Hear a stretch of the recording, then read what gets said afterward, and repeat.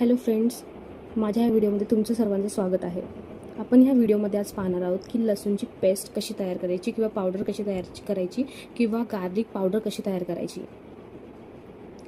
आणि ती वर्षभर कशी साठवायची. माझ्या आईने मला गावाकडून 2-3 जुड्या पाठवल्या होत्या. त्यामधल्या 1-2 तर माझ्या वापरून झाल्या आहे, आणि हा ज्या वापरलेल्या नाहीत त्या जुड्या तर आता खराब होत चालल्या आहे. तो लसूण मरत चालला आहे किंवा तो कुजत चालला आहे. त्यामुळे मी याची पावडर तयार करून ठेवणार आहे. तुम्ही व्हिडिओमध्ये बघू शकता की हा लसूण कसा मरतो आहे, किंवा तो आपल्या काहीच कामाचा नसणार. थोड्या दिवसांमध्ये तो तर मला फेकूनच द्यावा लागणार. त्यामुळे मी याची पावडर करून ठेवत आहे. व्हिडिओ आवडल्यास चॅनलला लाईक, शेअर आणि सबस्क्राईब करा. तुम्ही बघताय की मी तो प्रत्येक लसूण हा वेगळा करून घेतला आहे आणि तो हातावर चोळून त्याच्या पाकळ्या वेगळ्या केलेल्या आहे. परत ही स्टेप आपल्याला करायची आहे, कारण जी पावडर आहे ती आपली स्मूथ होईल. माझ्याकडे खूप मोठ्या प्रमाणात हा लसूण होता. मी त्याला तो सगळा लसूण आता यूज करत आहे. त्याच्या पाकळ्या पूर्णपणे मी वेगळ्या करून घेतलेल्या आहे.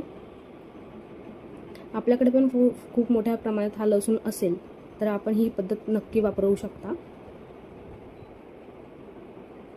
तुम्ही बघू शकता की आपल्याला हा लसूण असा क्लीन करून घ्यायचा आहे. त्यानंतर मी याला थोडं फटकून घेते आहे.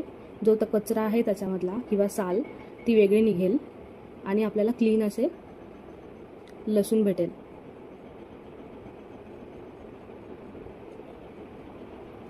आणि आता मी मिक्सर ग्राइंडरमध्ये त्याला टाकून त्याची बारीक पेस्ट अशी करून घेणार आहे. बारीक म्हणजेच आबडधोबड करायची, कारण खूप बारीक केली तर ते पूर्ण चिकट होईल. आणि आपण जर लसूण तसंच वाळत घातला तर जेव्हा आपण तो ग्राइंड करू तर तो लवकर ग्राइंड होणार नाही आणि त्याच्यामध्ये ओलसरपणा राहील. म्हणून आता आपण फक्त आबडधोबड ग्राइंड करणार आहोत आणि त्याला एका दिवसासाठी वाळवण्यासाठी ठेवणार आहोत. तुम्ही व्हिडिओमध्ये बघू शकता मी थोडाच तो ग्राइंड करून घेतलेला आहे, ज्यामध्ये काही पाकळ्या अर्धवटच ग्राइंड झालेल्या आहे.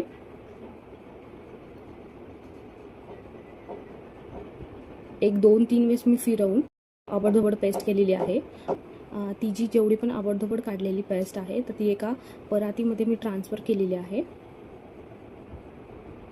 आणि तिला असं मोकळं करून उन्हामध्ये वाळवण्यासाठी ठेवणार आहे.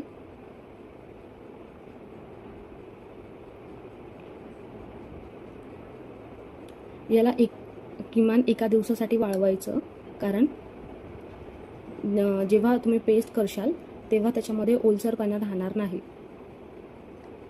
त्याला कडक उन्हामध्ये असं वाळवू द्यायचं.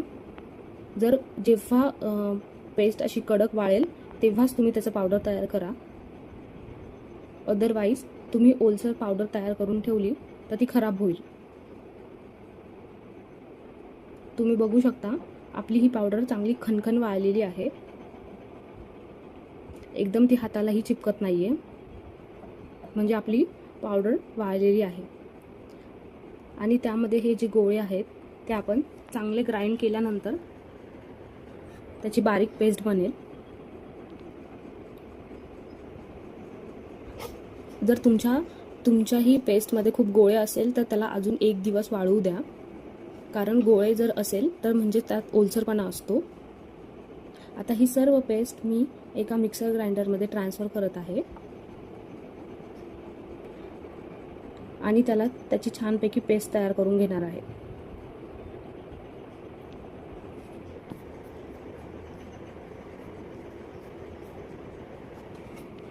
तुम्ही बघू शकता मी अशा प्रकारे ही पेस्ट तयार करून ठेवलेली आहेत.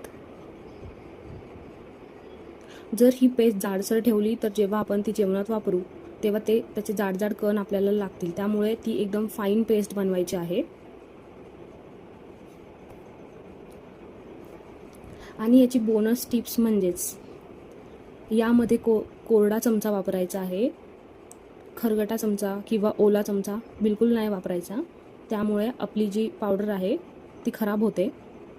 जर वर्षभर साठवायचं असेल तर या गोष्टीची तुम्हाला नक्की काळजी घ्यावी लागेल.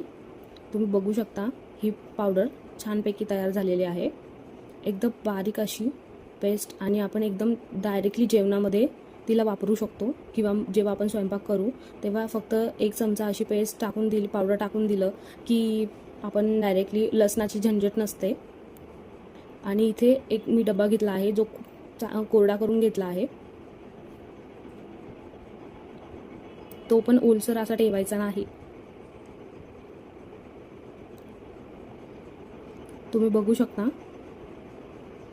आपली लसूण पावडर किंवा गार्लिक पावडर ही आता रेडी झालेली आहे. तुम्हीही ट्राय करा आणि मला कमेंट करा.